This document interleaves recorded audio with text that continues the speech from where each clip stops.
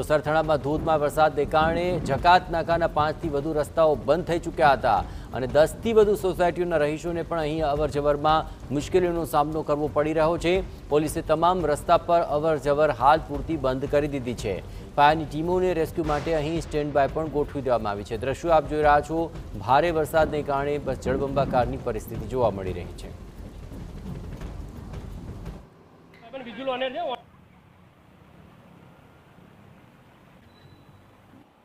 સુરત સહિત દક્ષિણ ગુજરાતની અંદર વહેલી સવારથી જે ધોધમાર જે વરસાદ પડી રહ્યો છે અને તેના કારણે કેટલાક વિસ્તારો છે તે જળબંબાકાર થયા છે, કારણ કે નીચાણવાળા જે વિસ્તારો, જે રોડ રસ્તા છે ત્યાં પાણી ભરાવાની જે સ્થિતિ છે તે સર્જાઈ છે। અત્યારે જ્યાં TV9ની ટીમ પહોંચી છે, સરથાણા જકાતનાકા નજીક છે, ત્યાં ઘૂંટણ સુધી, કમર સુધીના જે રોડ ઉપર પાણી ભરાયા છે અને તેના કારણે અનેક સોસાયટીઓ અને અનેક કોમ્પ્લેક્સો છે તે સંપર્ક વિહોણા થયા હોય તે રીતના દ્રશ્યો છે તે જોવા મળી રહ્યા છે। 1 થી 2 કિલોમીટર સુધીના રોડ રસ્તાઓ પર જે પાણી ભરાયા છે, અત્યારે જોઈ શકાય છે કે ફાયર દ્વારા જે બેરિકેડ છે તે મૂકવામાં આવ્યા છે અને આ રોડની બીજી સાઈડ આપણે જે બતાવવાના પ્રયત્ન કરીશું। જે રીતે આ જોઈ શકાય છે કે રોડ રસ્તા છે તે બ્લોક કરી દેવામાં આવ્યા છે, હાલ પૂરતા જે બંધ કરવામાં આવ્યા છે, કારણ કે બંને સાઈડ રોડની કમર સુધીના જે પાણી ભરાયા છે અને સમયસર નિકાલ ન થવાના કારણે આ રીતની સ્થિતિ સર્જાઈ છે।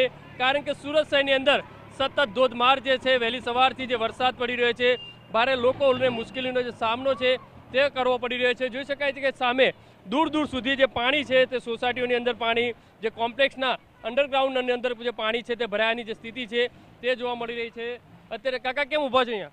આ વરસાદ બહુ રહેતો નથી અને ખાડીનું પાણી આ બધું વળી ગયું છે એટલે જોવા। ખાડીનું પાણી? હા। તમારે રહેવાનું કઈ બાજુ? બાજુ કિરણ ફોર્ચ્યુન ટાવરમાં। તો અવર જવર માટે ખરી રસ્તો કે નહીં? અવર જવર માટે રસ્તો જ નહીં, ગાડી બાડી કઈ નહીં, ચાલીને જવું પડે છે। બ્લોક થઈ ગયો છે? હા।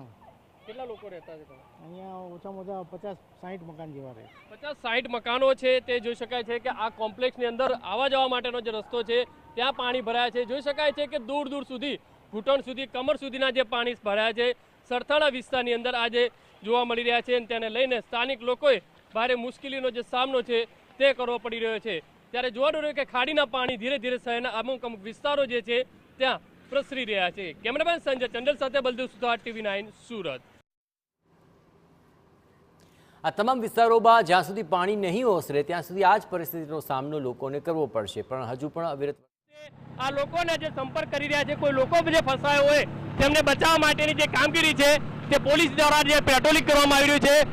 આજે કમર સુધીના પાણીની અંદર ટ્રેક્ટરની અંદર જોઈ શકાય છે પોલીસે સોસાયટી ઉપર જઈ અને તમામ લોકોને જે હાલચાલ પૂછી રહી છે, કારણ કે કોઈ ફસાયું હોય અથવા તો કોઈ ઇમરજન્સી હોય તો તેમને તાત્કાલિક બહાર કાઢવાય કઈ રીતે, તે તમામ જે છે કામગીરી છે તે કરવામાં આવી રહી છે। અત્યારે દ્રશ્યોની અંદર જોઈ શકાય છે કે સરથાણા પોલીસ સ્ટેશનના જે પીઆઈ અને તેમનો જે સ્ટાફ છે તે લોકોને જે છે તે પેટ્રોલિંગ કરી રહી છે। બીજી બાજુ સરથાણા મોટાભાગના વિસ્તારોની અંદર જે કમર સુધીના જે પાણી ભરાયા છે, ખાડીનું જે પાણી છે તે ઓવરફ્લો થવાના કારણે આ સ્થિતિ છે તે સર્જાઈ છે। અત્યારે દ્રશ્યો જે રીતે જોઈ શકાય છે તે પ્રમાણે આ તમામ ચારે બાજુ પાણી જેવી સ્થિતિ છે તે જોવા મળી છે। આ રીતના દ્રશ્યો છે તે જોવા મળી રહ્યા છે। કેમેરામેન સંજય ચંદ્ર સાથે બલદેવ સુથાર, TV9 સુરત।